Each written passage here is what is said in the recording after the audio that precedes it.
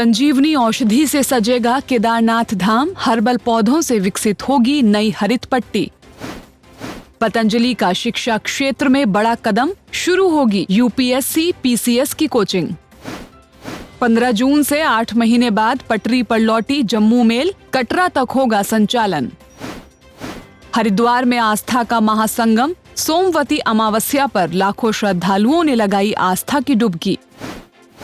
विश्व प्रसिद्ध केदारनाथ धाम में पर्यावरण संरक्षण और प्राकृतिक सौंदर्य को बढ़ावा देने के लिए केदारनाथ वन्य जीव विभाग की ओर से धाम क्षेत्र में हरित पट्टी विकसित करने की योजना तैयार की गई है। इसके तहत लिंचौली से मोदी गुफा तक औषधीय एवं स्थानीय प्रजातियों के पौधों का रोपण किया जाएगा। इस कार्य के लिए 5 वर्षों की अवधि वाली 40.24 लाख रुपए की योजना शासन को भेजी है। वन्य विभाग के अनुसार हरित पट्टी विकसित होने से भूमि कटाव को कम करने में मदद मिलेगी।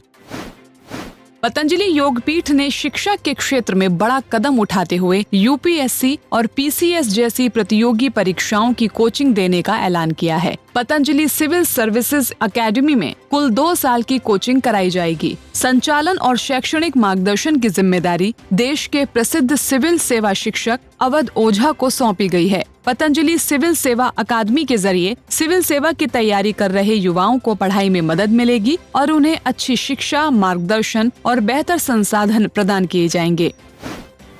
श्री माता वैष्णो देवी के भक्तों के लिए अच्छी खबर है। 8 महीने से आंशिक रूप से निरस्त Jammu mail Shri Mata Vaishno Devi Katra railway station तक चलनी शुरू हो गई है। 15 जून से सूबेदारगंज से कटरा के बीच इसका संचालन शुरू हो गया है। ट्रेन पहले केवल अंबाला तक ही चल रही थी। इसके अलावा सूबेदारगंज शहीद कैप्टन तुषार महाजन एक्सप्रेस का संचालन भी 16 जून से दोबारा शुरू हो चुका है। इन दोनों ट्रेनों के फिर से पटरी पर लौटने से जम्मू कश्मीर जाने वाले तीर्थयात्रियों का सफर आसान हो जाएगा।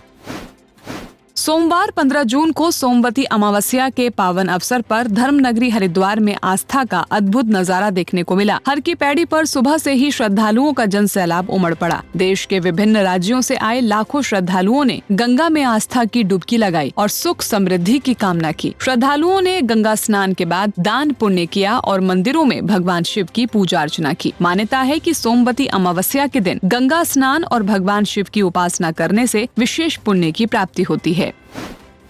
महाकाल दर्शन के लिए उज्जैन जाने वालों के लिए बड़ी खुशखबरी है। अब कोटा से उज्जैन के बीच सीधी मीमू ट्रेन शुरू हो गई है, जिससे यात्रियों को ट्रेन बदलने का झंझट नहीं रहेगा। ये ट्रेन खासकर कोटा और हाड़ौती के श्रद्धालुओं के लिए महाकाल यात्रा अब पहले से कहीं ज्यादा आसान बना देगी। 15 जून से कोटा से उज्जैन के बीच सीधी मेमू रेल सेवा शुरू हो चुकी है। मतलब ये है कि अब यात्रियों को उज्जैन पहुँचने के लिए ट्रेन बदलने की जरूरत नहीं होगी।